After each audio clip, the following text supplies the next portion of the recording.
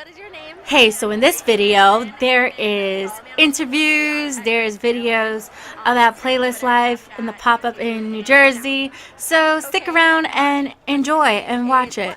You won't see my face much, but yeah, enjoy the interviews and the awesome stuff.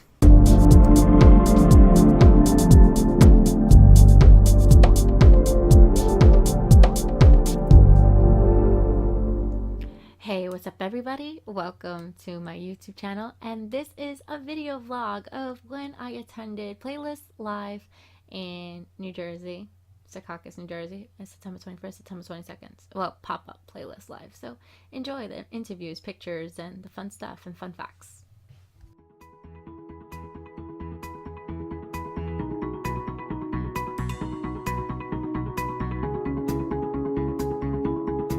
Started on an app called YouNow, and then ever since then I've been an influencer, done a bunch of different things, and yeah.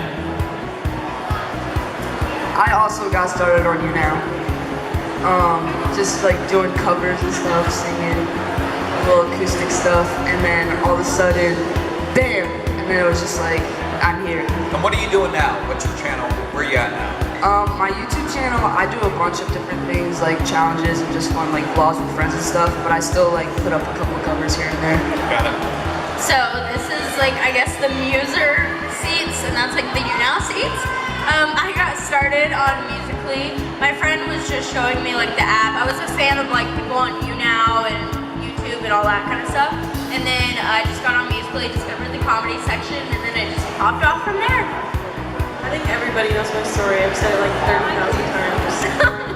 I started on Musical.ly because my good friend Ariel introduced it to me, and then it kind of just went on from there. And now I focus more on YouTube and post whatever I want. So subscribe if you want. Got it. Yes, you have told that story almost every time you're anywhere. It's how you got everybody started. knows everything. But not everybody does. We like to hear it. But Well, everybody just heard it. now everybody knows now. Perfectly. So obviously, so we just had a question come in about live broadcasting and live streaming and how you kind of deal with haters.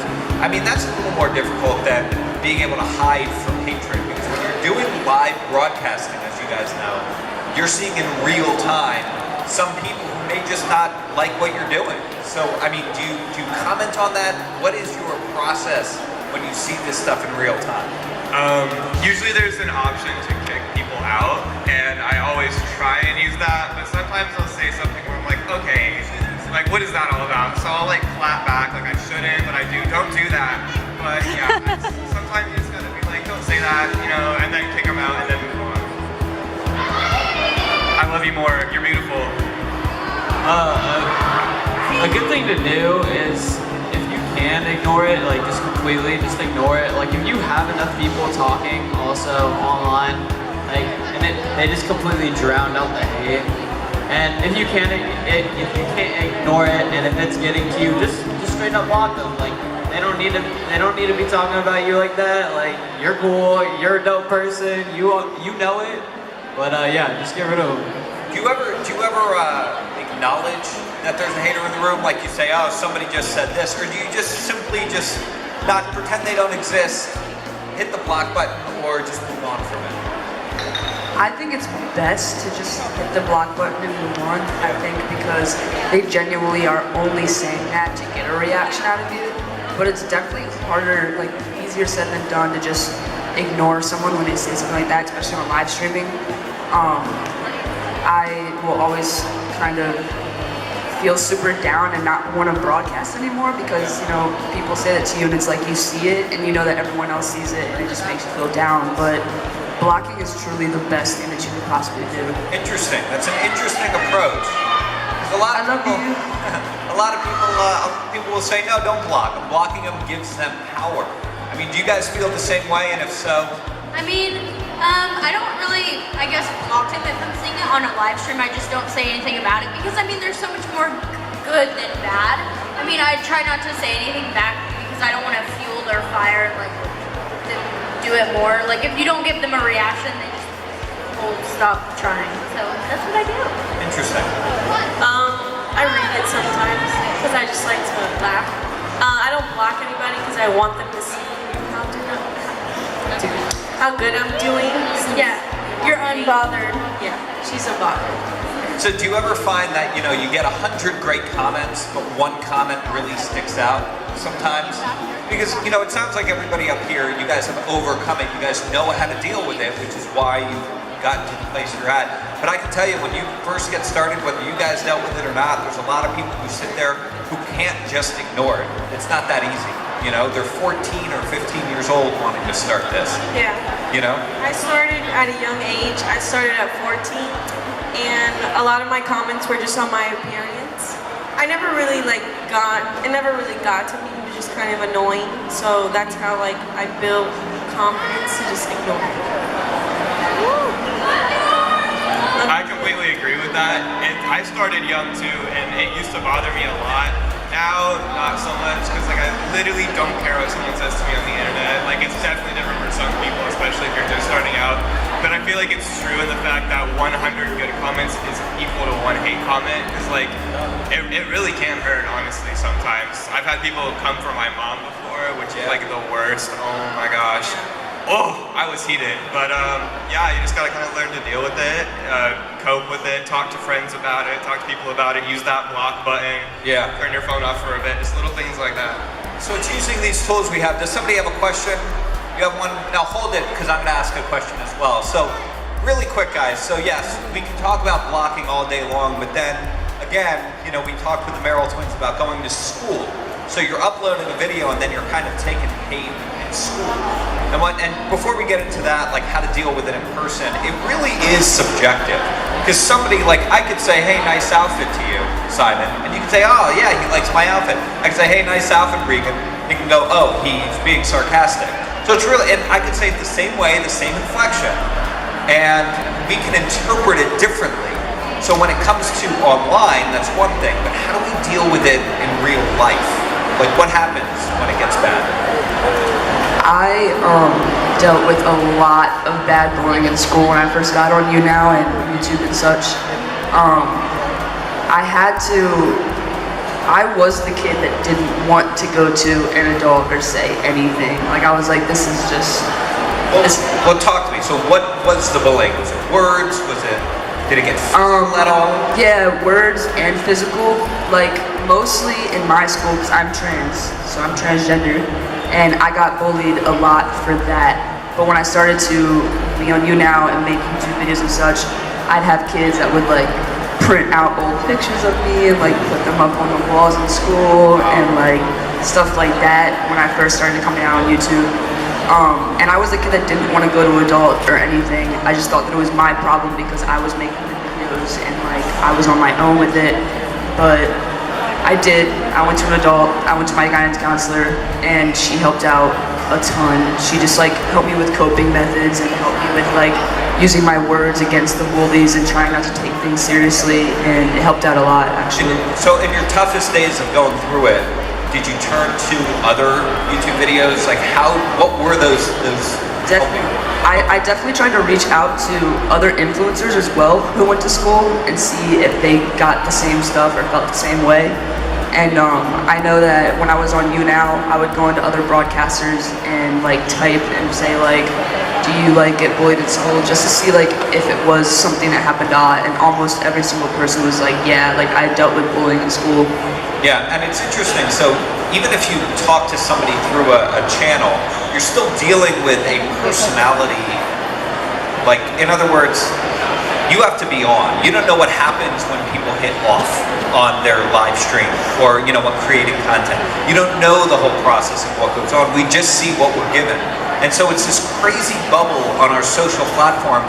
You guys are talking all about, how we block or we ignore. Well, when you do that, what you're actually doing is creating a safe space for yourself that is actually not realistic, as crazy as that sounds.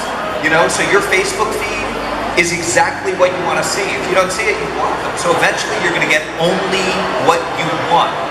And so there is good that comes with that, but there's also some danger that you should be aware of, which is real life, which is things are still happening and things will still be said in person. You wanted to say something. What? No. Oh, I thought you did. What, do you want to say something? Well, yeah, you can block. Well, in my opinion, I guess. I don't know. But like when I'm live and stuff and like I block the person, whoever's bullying me, there's still like more people that come in. It's like hard to block it all, so like block the person. So I mean, I guess you just have to like not listen to it. I mean, there's not. I don't know if you can block that many people.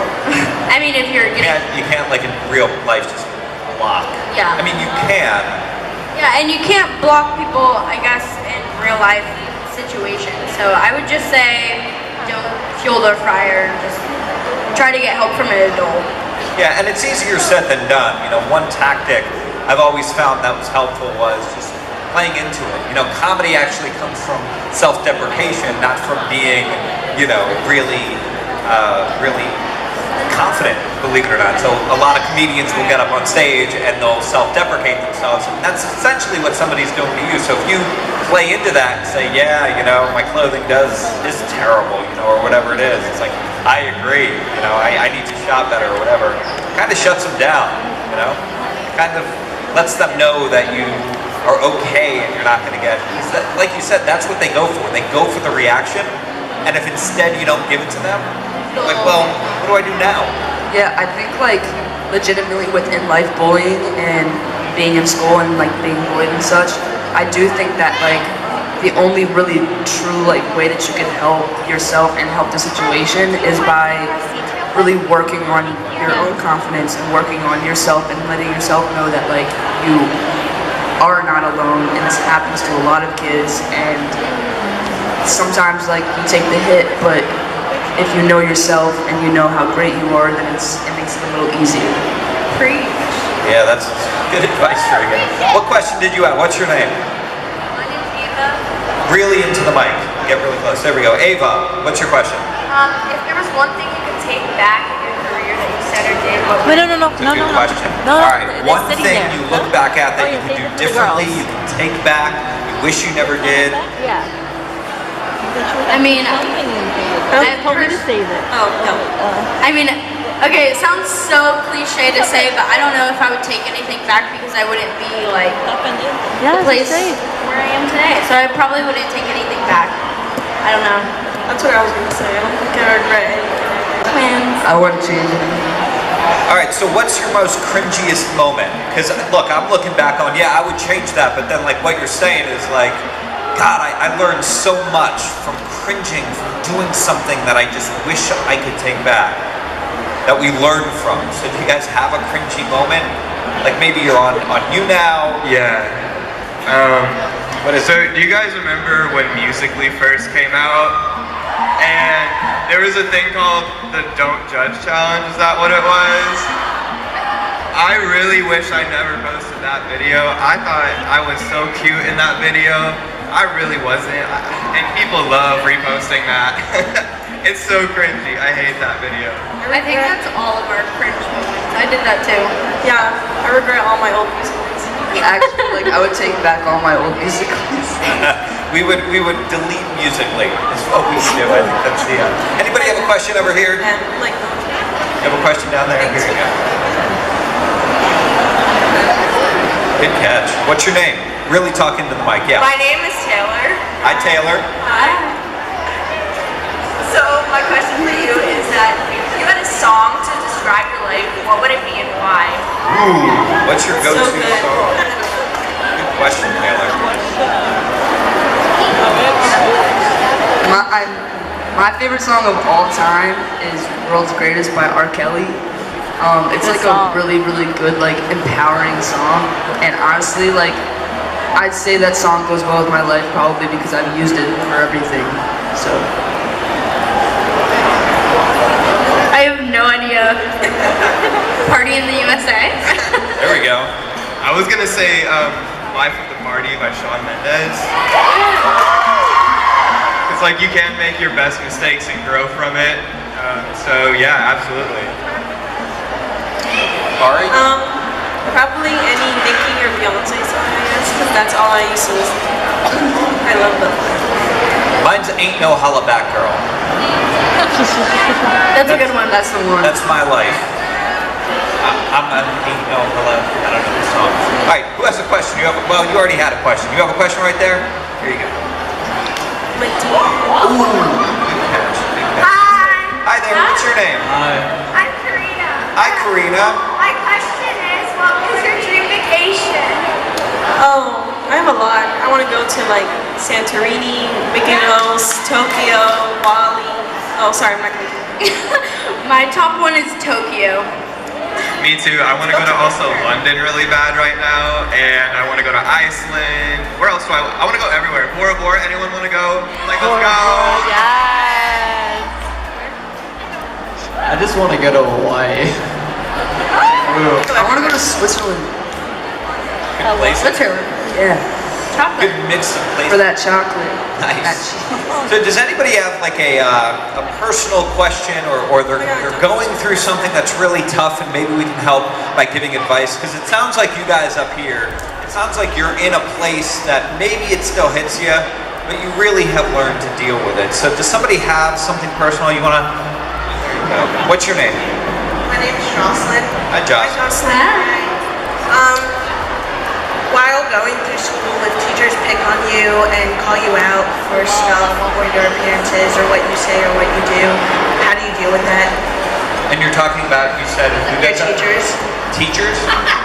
Oh, interesting. So we talked about, when in doubt, go to an adult. And this is actually something that happens. What happens when the adults are razzing you or think they're being funny? Like we said, it's all subjective. It's all interpretation, so a teacher might not think they're affecting a student, but they could be. And how do you deal with that? Where do you go at that point? Another adult?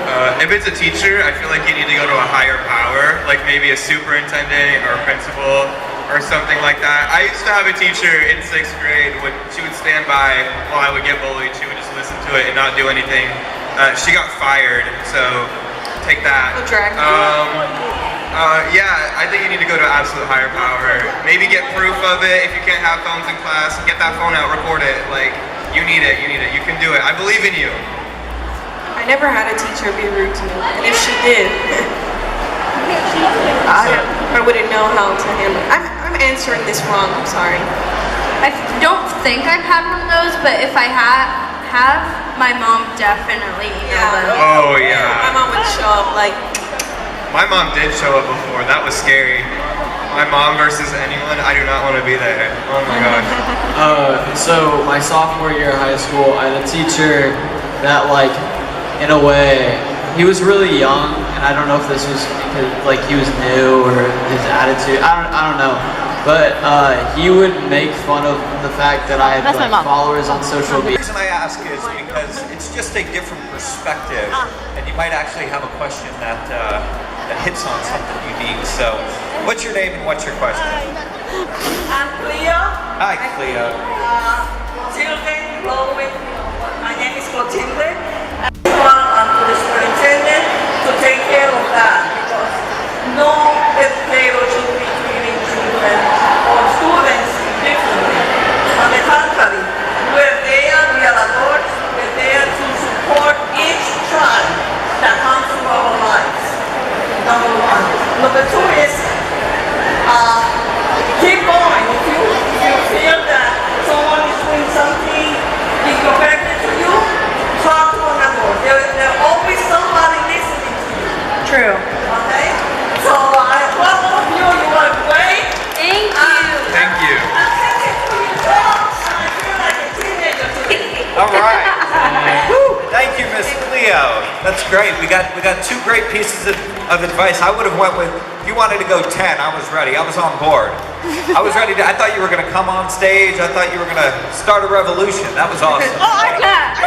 And if you couldn't hear or overhear what Cleo was saying is there's nobody who should be treating, no adult especially should be treating you like any other than respect, right? And I think what I took from it is that there is always somebody who will listen. If you go to 5 people and none of them have listened, the 6th person might listen. Just keep finding somebody, because eventually somebody will listen and somebody can help.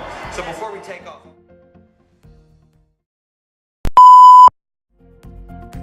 I was actually kind of fucking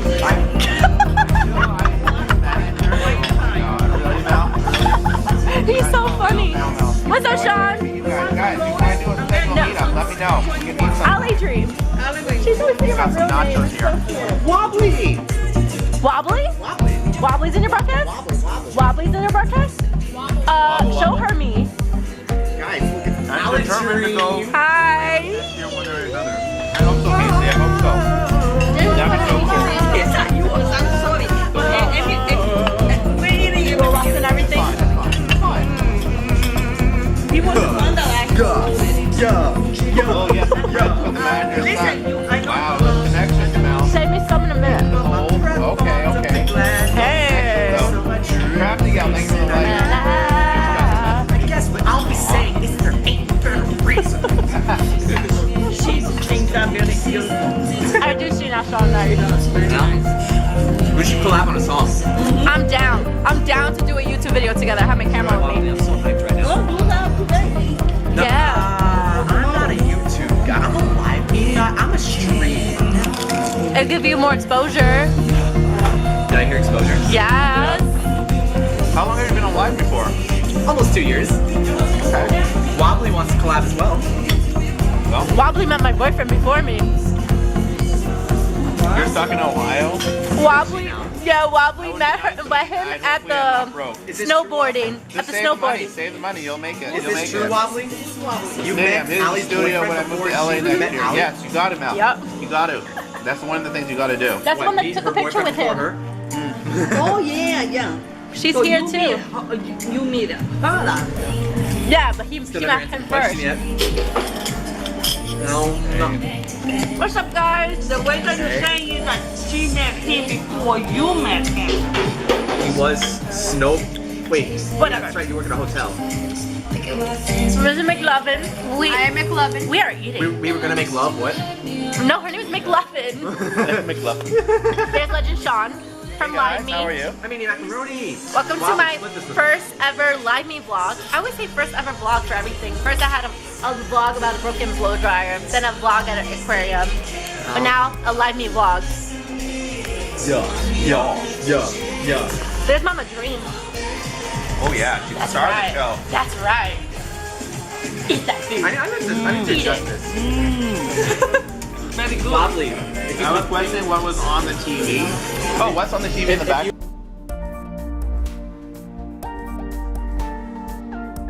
What is your name? Hi, I'm Grace Marilyn. You can follow me on all social media at Grace Marilyn on Instagram, Twitter, Snapchat, YouTube, and YouNow.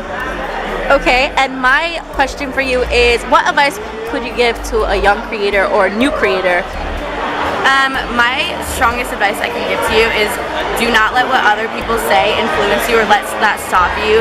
If you love it and do it as a hobby, I feel like that's what you should stick to, and don't let other people bring you down. And one thing is, what is a quote that you follow till this day?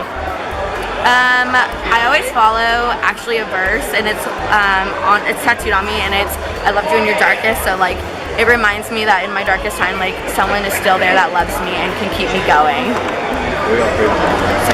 Thank you so much. Can you repeat all your socials again? Yes, just Grace Marilyn with 2 N's. Okay, thanks.